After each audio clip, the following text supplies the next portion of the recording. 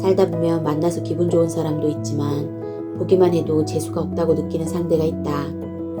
그런가 하면 하는 짓마다 얄미운 사람이 있고 심하면 다시는 안 봤으면 하고 바라게 되는 사람도 생긴다. 수정씨는 시 외할머니가 너무 밉다 못해 안 볼 수만 있었으면 하고 바랐던 사람이다. 시부모님이 안 계시는 상황인데도 불구하고 남들이 겪는 고부 갈등 이상으로 시 외할머니와 깊은 갈등을 겪었다. 수정씨 시어머니는 그녀가 결혼하기 직전에 병고로 돌아가셨고 시아버지 또한 결혼 후 얼마 안 되어 지병으로 돌아가셨다.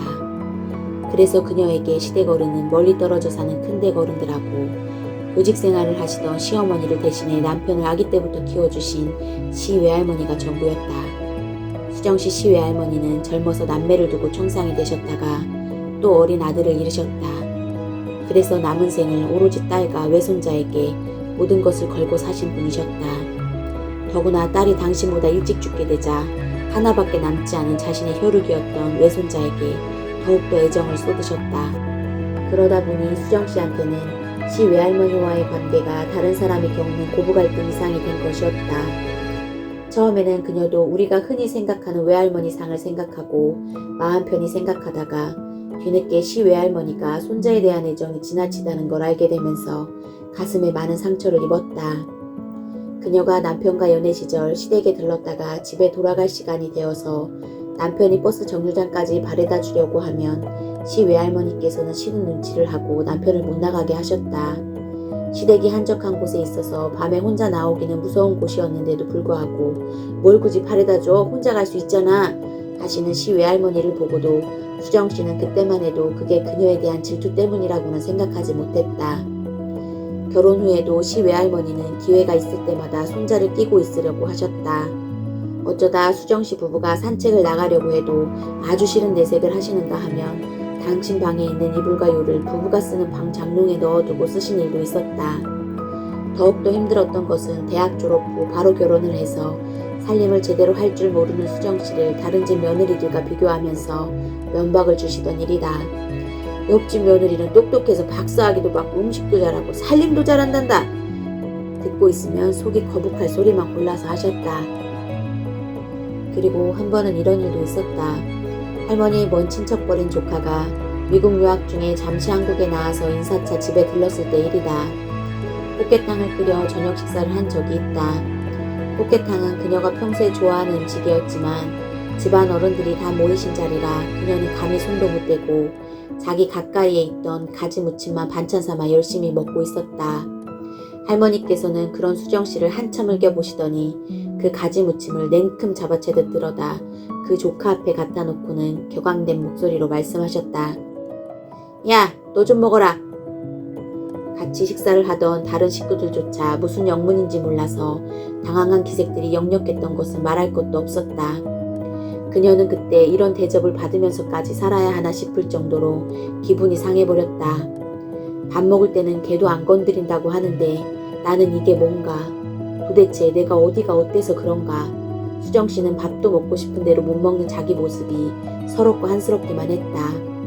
보통의 외할머니라면 손주 며느리를 귀엽게 봐주실 것이라고 생각했던 그녀는 마치 혼자 된 시어머니가 아들만 감싸고 있으려고 하는 것처럼 행동하시는 시 외할머니와의 갈등으로 미움과 분노를 주체할 수 없게 되었다. 그러나 수정씨는 아이를 낳고 기르면서 할머니에 대한 미움이 조금씩 가라앉았다. 자식에 대한 사랑과 애착이 뭔지를 느껴보았고 신혼 초 남편에 대해 잃었던 열정에서도 조금은 담담해질 수 있었다. 또한 시 외할머니에 대한 이해도 조금씩 키웠고 그에 따라 미움도 조금씩 줄여갔다. 주위의 많은 분들이 그래도 불쌍한 분이니까 잘해드려라. 사시면 얼마나 더 사시겠냐. 원하는 대로 해드려라. 하고 충고를 해주면 머릿속으로는 그걸 끄떡거리고 받아들여도 마음에 받았던 깊은 상처들은 쉽게 지워지지가 않았던 것을 마음 공부를 통해 많이 다독이려고 했다. 그렇지만 처음부터 쉽게 되지 않아서 아침마다 기도도 하고 또 속이 상해 울기도 하고 머리로는 이해가 되지만 마음으로는 포용이 안 되는 것이 더 힘들어 소리를 질러 보기도 하면서 조금씩 할머니를 마음에서 받아들이는 연습을 해보았다. 나쁜 인연으로 만난 것을 적어도 이대로 끝낼 수는 없다는 생각이 들기도 했고, 무엇보다 마음의 미움을 담고 살아간다는 것이 너무 힘들었기 때문이다. 수정씨는 자신의 싫은 마음을 누르고 할머니가 원하는 것을 실제로 온몸을 던져서 해드리려고 했다. 그리고 뭐든지 할머니 입장에서 생각하려고 애를 썼다. 장을 담그는 철이 지났는데도 갑자기 된장을 담자고 하셔도 그래, 원하시는 일이니까 그냥 해드리자 라는 생각으로 기꺼이 모든 일을 했다.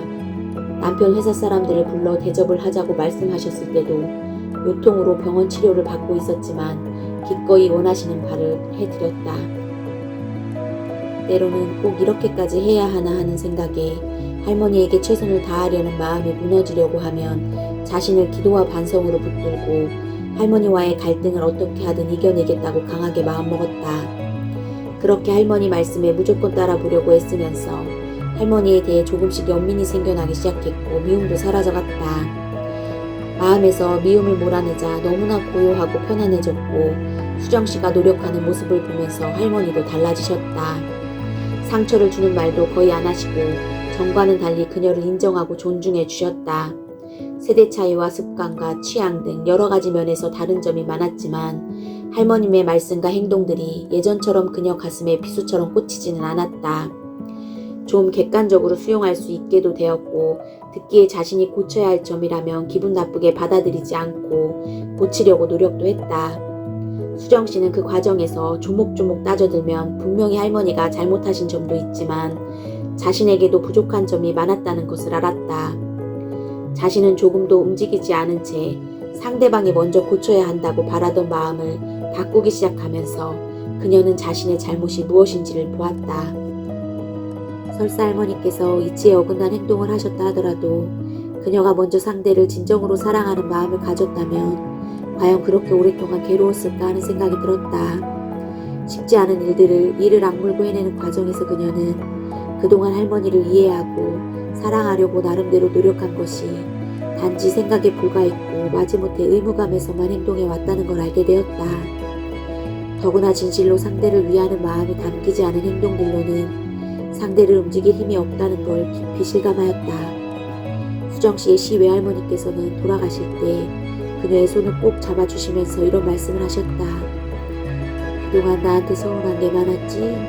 사실 네가 미워서가 아니고 현이 아범을 너무 사랑하다 보니 그렇게 됐구나. 그래도 네가 그런 내 마음 이해해 주어서 고마웠단다. 부디 행복하게 잘 살아라. 그리고 그동안 나한테 잘해 주어서 정말 고맙다 얘야.